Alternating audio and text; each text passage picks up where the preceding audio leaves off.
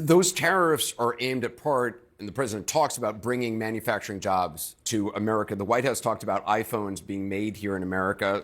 Some economists have said it would cost thousands of extra dollars to buy an iPhone. Is that realistic?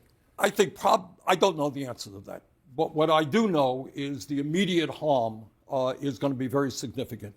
And it is going to, I was just in Target the other day buying something, and I looked around there. Virtually all of those products sold in stores like Target are going to see significant increases in prices if Trump gets his way with tariffs. That's going to hurt working people a whole lot.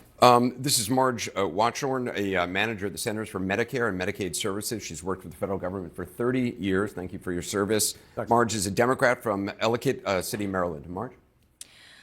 Senator, what would you say to federal employees who are concerned about the careless workforce cuts being effectuated by Elon Musk and Doge?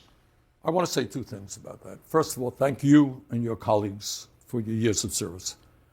The vast majority of federal employees are trying their best to do the jobs that have to be done to protect the American people, and I thank you all very much for that. The idea that Mr. Musk goes around and with a chainsaw, I mean, that is his metaphor, a chainsaw, slashing jobs all over the place, telling people based on nothing that they have poor performance records, throwing them out into the street is outrageous. But I want to say something else, above and beyond. And by the way, I was just on the floor a few hours ago. They have decided in their brilliance, and I suspect this is a Musk initiative, to lay off, they have a proposal to lay off 83,000 workers at the Veterans Administration. Got that? So we made a commitment to the men and women who put their lives on the line that we were going to provide them with the best quality health care that we could. And generally speaking, I know in my state, veterans are very proud of the health care they get in White River Junction, Vermont, and that's true in many places in this country. But arbitrarily throwing 83,000 workers in the Veterans Administration, lowering the quality of care for our veterans, delaying the kind of the time in which they're going to get their benefits is a total outrage. I want to add one point to that. I want everybody to think about this.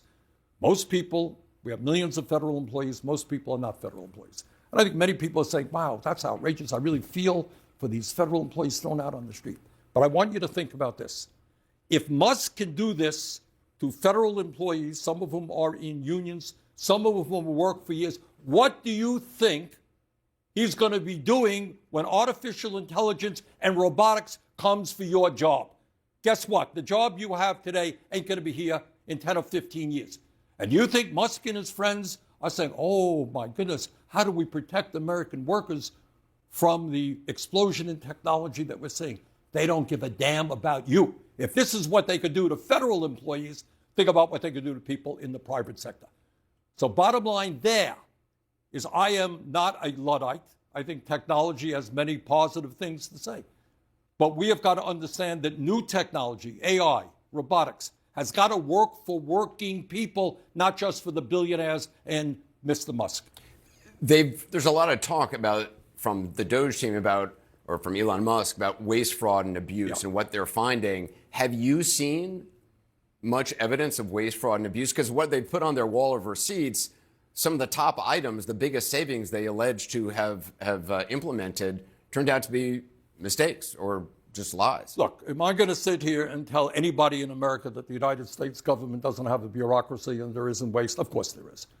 And do we all, you're Republican, conservative, progressive, I was mayor of the city of Burlington. One of the things I'm proud of is we saved money. We made the city more efficient. People pay taxes. They want to make sure their money goes to where it's supposed to go. We can do better than we're doing right now. Is there a contribution Elon Musk could make to the federal government that you would be? I think his name, I don't think he can do it. But do I think as a nation, as a Congress, as an administration, we got to sit down and say, how do we break through the bureaucracy and make the government more efficient? Yes. But I want to give you one example.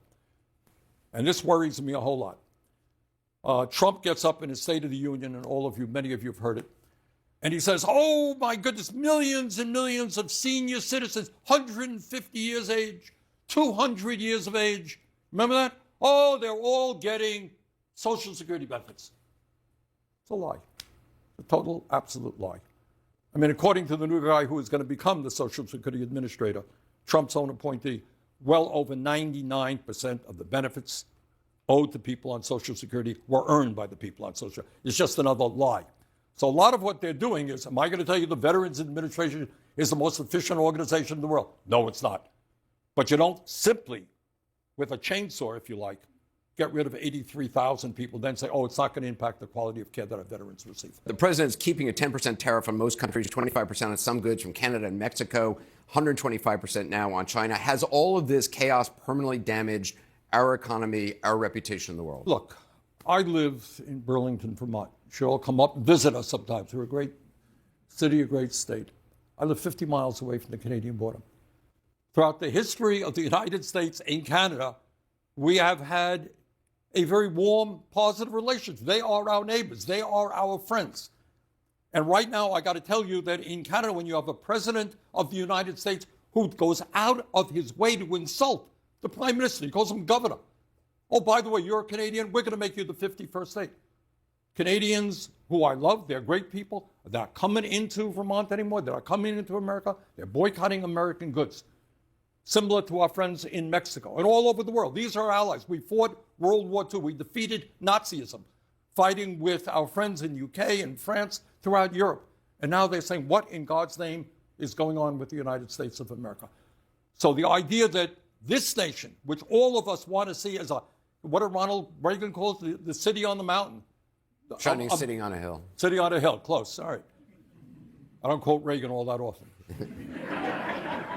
But, you know, we want to be a model to the world. We want people to look at us and say, we want to be like the United States. Not, oh, God, United States, what are they doing? So, let's get to our first questioner. This is Nate Gilsaw, legal administrative specialist at the Department of Justice from Burke, Virginia. He's a Republican. Nate, welcome. Thank you. Senator Sanders, you have consistently opposed trade agreements like NAFTA and the Trans-Pacific Partnership, citing their detrimental effects on American workers. Recently, President Trump imposed broad reciprocal tariffs on numerous countries, leading to significant market disruptions and international backlash.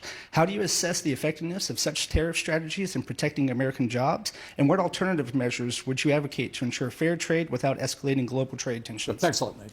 And Nate is quite right. Not only did I vote against a Clinton-inspired NAFTA and PNTR with China, I helped lead the effort against it. And I think you know why. What I saw and wanted to prevent was the decimation of communities all over this country where working people had decent jobs, often with unions, in a factory. And what these trade agreements in essence said to corporate America, hey, no problem, you can throw American workers out on the street, you can go to Mexico, you can go to China and hire people for pennies an hour. And I thought that that was a horrible idea. It was a horrible idea. It resulted in the loss of thousands and thousands of factories in America, the loss of millions of jobs. So to answer Nate's question, look, what I think is tariffs used selectively are a good idea if they're going to protect American jobs. But to arbitrarily, out of nowhere, come up with a tariff that they can't even justify or explain to virtually every country on earth is absolutely counterproductive.